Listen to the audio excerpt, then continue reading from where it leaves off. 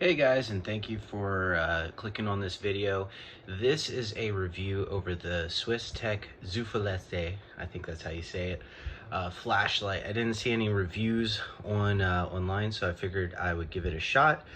Don't normally do review videos, but figured it'd be helpful for somebody who may be looking at this light in Walmart and thinking, I wonder if I should buy that. So without further ado, we'll do the little unboxing here, see what everything comes with.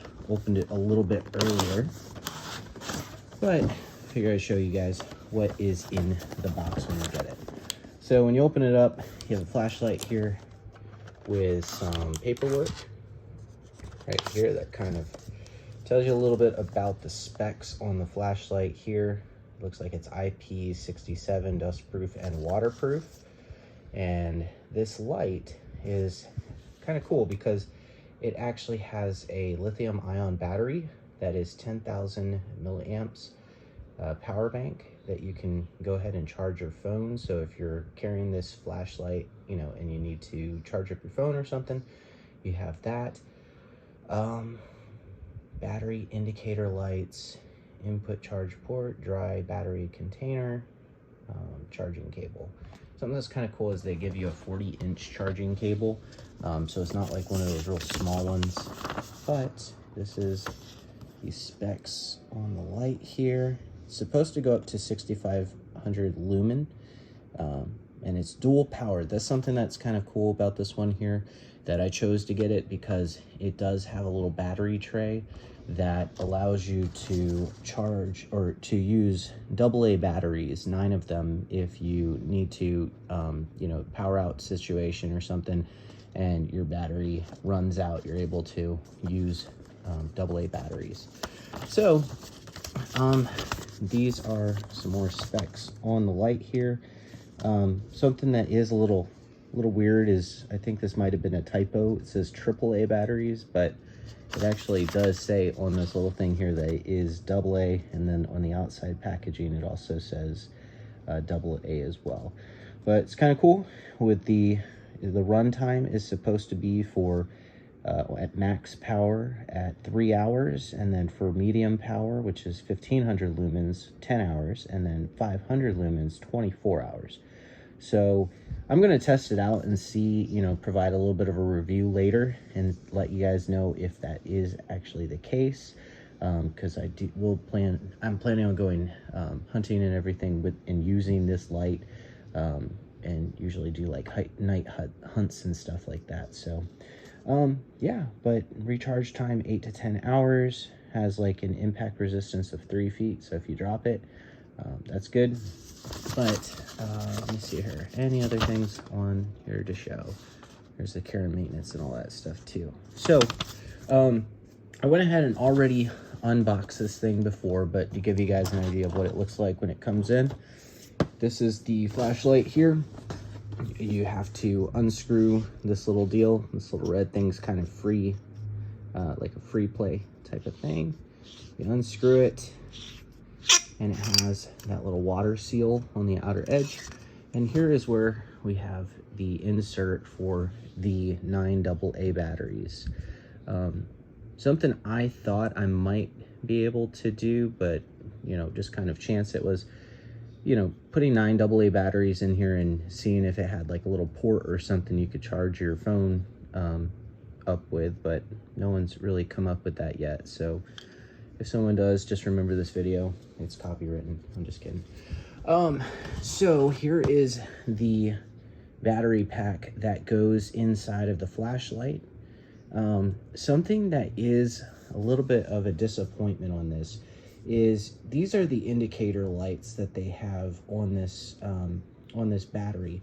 Now the problem with this is that there's no push button to kind of check what power level you have left in this battery, which is kind of silly, because unless you take this thing out and you're plug it in, you're not going to see the power level on this. So if you're going out camping or things like that, I personally want to know that I have a full charge on my battery before I go. But in order to do that, you got to plug it in. So I don't know if that may be a deal breaker for me or not, but it does have this spot where you're able to use a USB-C or the standard USB-A type of port to do it there. But I don't know, we'll see.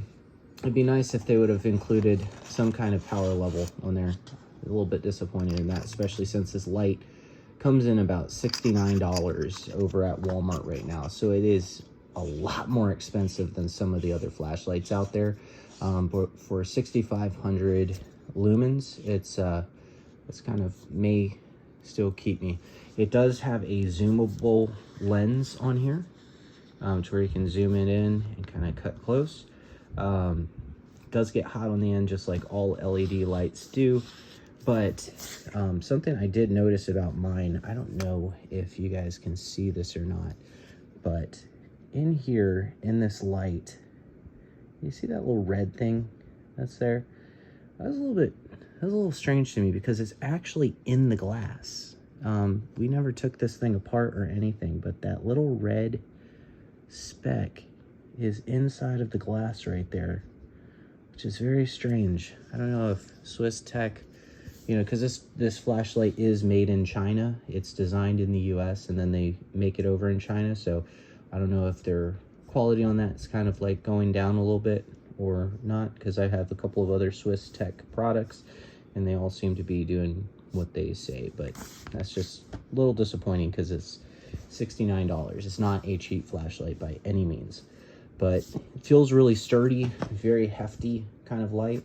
I'm going to take it outside here just so you guys can see what the beam looks like, and then also just do a little comparison next to some smart lights that I have. See you guys in a second. All right, guys, so here we are outside in my backyard. It's pitch black. We're going to go ahead and turn on the my smart job smart light. Can't talk tonight. And this light right here is supposedly 3,000 lumens, and it is fully zoomed in. Here's kind of what it looks like if it's zoomed out. Super powerful, you know, light. And then you can see my chickens over there. But, and yes, I know I need to mow my lawn. So when you look at this light, it's, you know, this is the one that is the Job Smart light. It is about $25 over at Tractor Supply, and it does a fairly good job of lighting it up, right? Then I'm gonna go ahead and turn on this Swiss Tech light, and it does have a couple of settings. This is the low beam setting, so pretty decent. Here's the second setting, which is 1500 lumens, and then here is the 6,500 lumens. So I'm going to see if I can do a little comparison. On the right is going to be the Swiss Tech, and then on the left is going to be the Job Smart 3000 lumen.